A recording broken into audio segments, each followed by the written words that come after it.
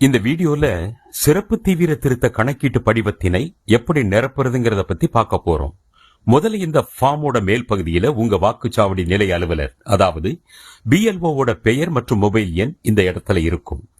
இந்த ஃபார்மை ஃபில் பண்ணும்போது ஏதாவது உங்களுக்கு டவுட்ஸ் வந்தா அவங்களுக்கு கால் பண்ணி நீங்க கேட்டுக்கலாம். இந்த படிவத்தோட மேல் பகுதியின் இடதுபுறம் பாத்தீங்கன்னா வாக்காளரின் பெயர், அவரோட வாக்காளர் புகைப்பட அடையாள அட்டை எண், முகவரி மற்றும் அவருடைய பெயர் வாக்காளர் பட்டியலில் எந்த சட்டமன்ற தொகுதியில, எந்த பாகத்துல, எந்த வரிசை எண்ல இருக்கு அப்படிங்கிற விவரம் ஏற்கனவே நிரப்பப்பட்டிருக்கும். அதோட படிவத்தின் வலதுபுறம் அவருடைய போட்டோவும் பிரிண்ட் ஆகி இருக்கும். வாக்காளரோட போட்டோ பக்கத்துல அவருடைய தற்போதைய போட்டோவை ஒட்டுவதற்கு காலி இடம் கொடுக்கப்பட்டிருக்கும். அதுல அவருடைய புதிய போட்டோவை ஒட்டணும்.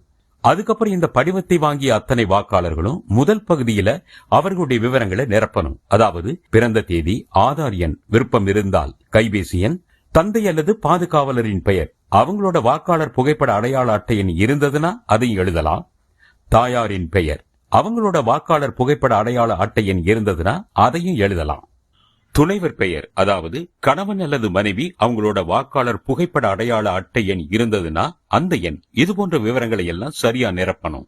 அடுத்ததா கீழே இடதுபுறம் உள்ள இரண்டாவது பகுதி, அதாவது முந்தைய சிறப்பு தீவிர திருத்தத்தில் வாக்காளர் பட்டியலில் உள்ள வாக்காளரின் விவரங்கள் அப்படின்னு இருக்கிற பகுதியில அந்த வாக்காளர் அவருடைய பெயர் 2002 அல்லது 2005 வருட சிறப்பு தீவிர திருத்தத்தில் தயார் செஞ்ச வாக்காளர் பட்டியல்ல இருந்தா அந்த பகுதியில கேட்கப்பட்ட விவரங்களை நிரப்பணும்.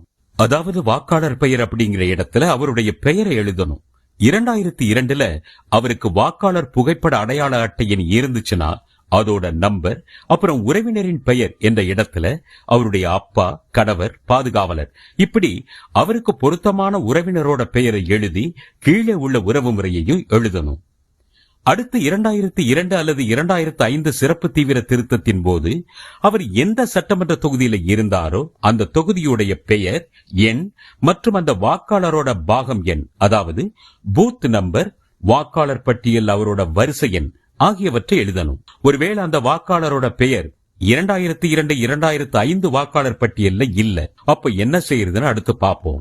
2002 2005 வாக்காளர் பட்டியல் அவர் பெயர் இல்லைன்னா அவரால் இரண்டாவது பகுதியை நிரப்ப முடியாது.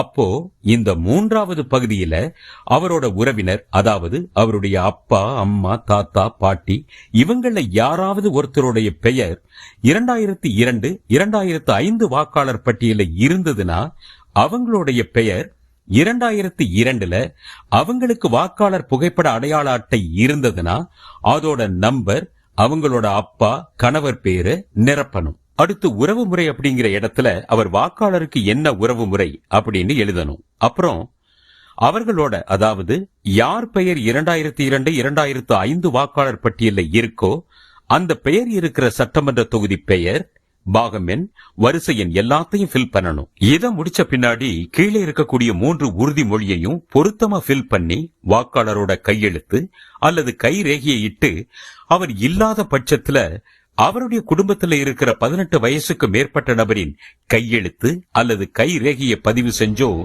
வாக்குச்சாவடி நிலை அலுவலர் கிட்ட கொடுத்துடணும்.